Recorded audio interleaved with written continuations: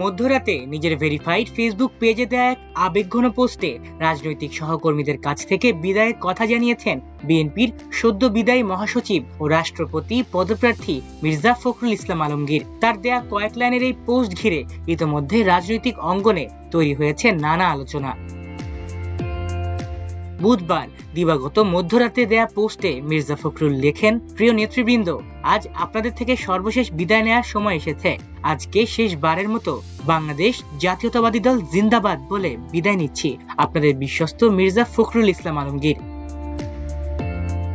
তার এই বক্তব্যের আগে বুধবার বিকেলেই জাতীয় সংসদে বিএনপির সংসদীয় দলের বৈঠকে আবেগপ্রবণ হয়ে পড়েছিলেন মির্জা ফখরুল। দীর্ঘ রাজনৈতিক জীবনে দলের নেতাকর্মীদের সঙ্গে পথ চলা, নানা আন্দোলন সংগ্রাম এবং গুরুত্বপূর্ণ রাজনৈতিক সময়ে স্মৃতিচারণ করতে গিয়ে এক পর্যায়ে কান্না থামিয়ে রাখতে পারেননি তিনি।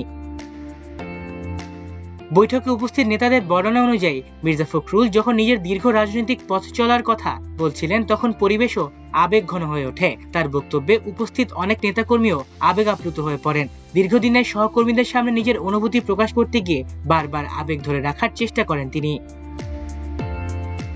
বুধবারের ওই সংসদীয় দলের বৈঠকে সভাপতিত্ব করেন বিএনপির চেয়ারম্যান ও প্রধানমন্ত্রী তারেক রহমান।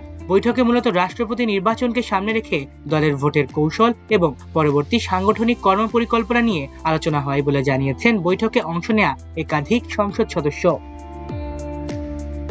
বৈঠকে উপস্থিত লক্ষ্মীপুর 1 আসনের সংসদ সদস্য শাহাদাত হোসেন সেলিম বলেন, মির্জা ফখরুল দীর্ঘদিন বিএনপির মহাসচিব হিসেবে দায়িত্ব পালন করেছেন।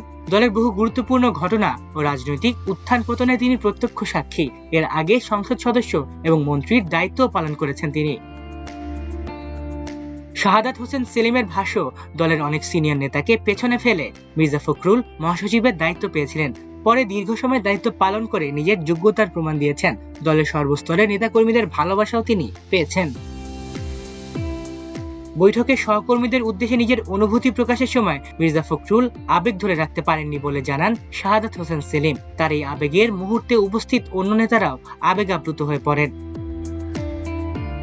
শুধু নিজের রাজনৈতিক পথ চলার স্মৃতিচারণই নয়, বৈঠকে মির্জা ফখরুল দলের নেতাকর্মীদের কাছে দোয়া চেয়েছেন।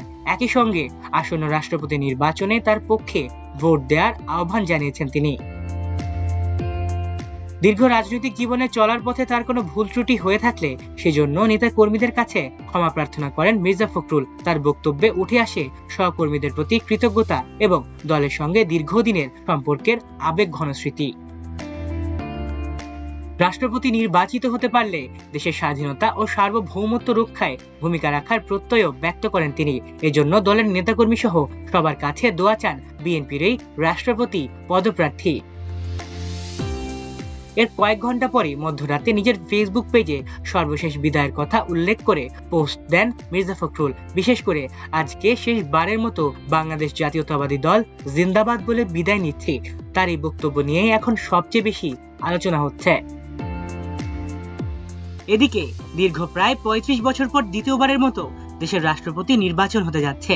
আজ বৃহস্পতিবার জাতীয় সংসদ ভবনের সংসদ কক্ষে বেলা 2টা থেকে বিকেল 5টা পর্যন্ত ভোট দিতে পারবেন 349 জন ভোটার। এই নির্বাচনে বিএনপি মনোনীত মির্জা ফখরুল ইসলাম আলমগীর এবং 11 দলীয় ঐক্যের প্রার্থী অবসরপ্রাপ্ত কর্নেল অলি আহমদ প্রতিদ্বন্দ্বিতা করছেন।